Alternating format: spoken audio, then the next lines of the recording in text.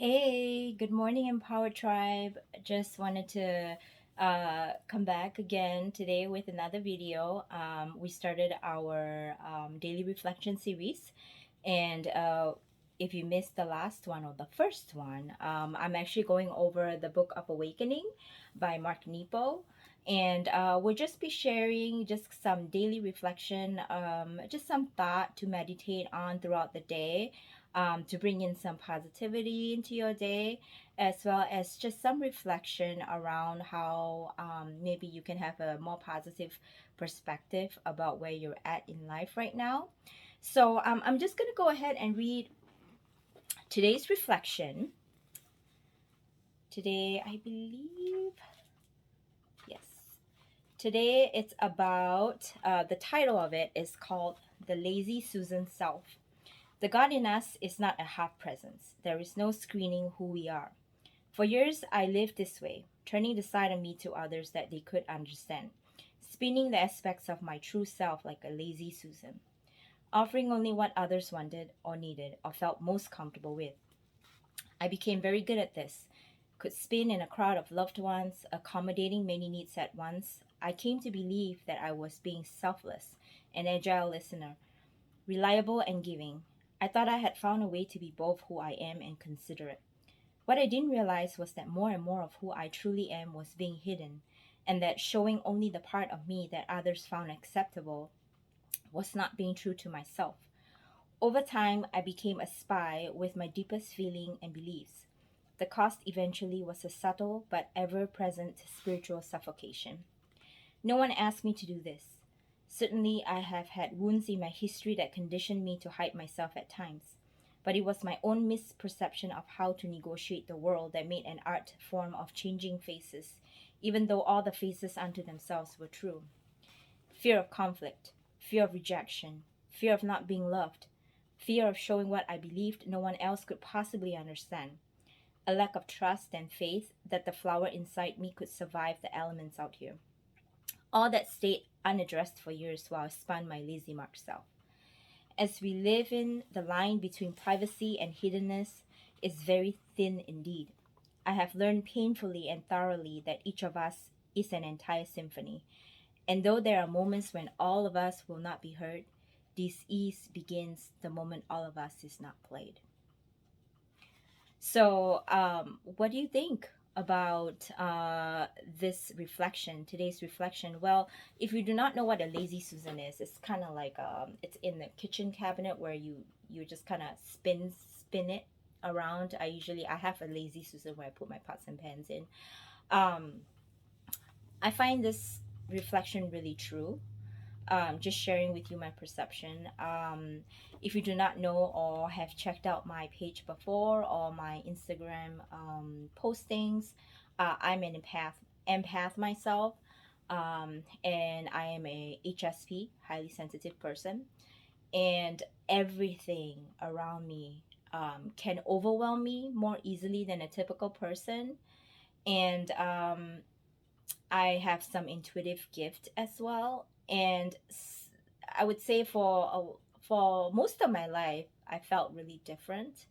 I've spent a lot of my life trying to fit in, and but I just don't feel happy when I do that, and how many of us can really relate to how we become different people around different individuals, right? Because we want to fit in, or we kind of know their style, what they like to talk about. Maybe some people like to talk about shopping, go shopping, and then that's what you talk about. Or some people, to not be too emotional around because they just can't empathize. I'm just using those as an example, but I think the gist of it is how which part of us are we afraid of to show others? This is a question that I ask myself very often. I work in the public, um, in the public eye, you want to try to portray yourself a certain way. Obviously, I'm myself most of the time, all the time, but at the very core, I am an introvert. I am very sensitive. Um, I feel things very deeply, and some people are very afraid of that because I can come off as being very intense. But what I find is when I kind of tune that down, maybe I'm still myself, I tune it down for others, I lose more of myself uh, around them, and how often are we surrounded by people all the time? And so if we do that a lot, we lose a lot of ourselves, right? And the other question that I ask myself is like, what is it about that aspect of myself? Why is it that I'm afraid to show them? What do I think is going to happen if I'm just being myself? What would they say? Would they accept me? Would they think I'm weird? I come off to a lot of my friends or a lot of people in my life as woo woo and weird because I talk about spiritual awakening. I'm all spiritual. I mean, I'm not religious, but I believe in energy and God and the universe, the law of attraction. Like not everybody, this is not everybody's cup of tea, right? Because I know a lot of people are more grounded in whatever they believe in, and there's nothing wrong with that. But this is a journey that I am going through myself, in trying to be more of myself every day, and to ask myself to kind of, sometimes it's good to just be an observer of yourself, right? When emotions come up, when you feel uncomfortable, usually when you feel uncomfortable, something is telling you about something, right? So what I have been doing with myself is whenever I feel uncomfortable, whether it be a feeling or just it's telling me I'm not myself, and I question that, like, why am I not myself? What is it about the company that I'm around that makes me feel that way, or makes me feel like I have to be a certain way? And how can I show up more fully? And I think the main thing is all of us are very afraid of what people may think of us, right? Me included. you know why does she do this? Why does she act that way? Why does she come off so intense all the time? Why is she so sensitive? Why is she so picky? Why is she so opinionated? Or whatever people think of me or think of you. I think the main thing is really truly accepting the good and bad, right? I mean, you might embrace, like I embrace now that I'm an empath. I'm sensitive. I am very woo woo, and I'm not afraid to share that with others. And I think that makes me different, but that also makes me different in a good way, right? Because why do we want to be like everybody else that has the same thought process and same way of living? That makes us unique. That's a good different. So and it's okay to embrace that aspect of you that is different from others.